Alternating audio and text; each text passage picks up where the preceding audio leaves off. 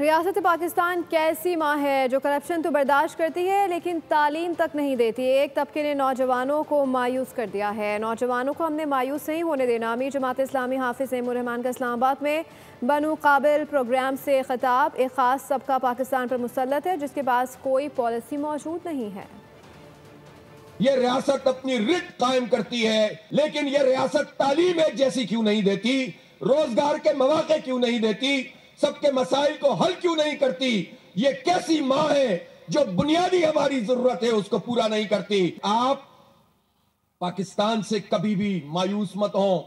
یہ اللہ کا انعام ہے جو ہم نے کلمہ طیبہ کے نام پر حاصل کیا ہے. جو لوگ اس میں کام خراب کریں ان سے مایوس ہوں, ان کو مایوس کریں. ہم کیوں مایوس ہوں اپنے اس پاکستان سے؟ یہ پاکستان ہمارا پاکستان ہے, اس لیے کبھی بھی اس سے مایوس نہ ہوں. سبسکرائب کریں اور بیل دبائیں تاکہ کوئی خبر رہ نہ جائے.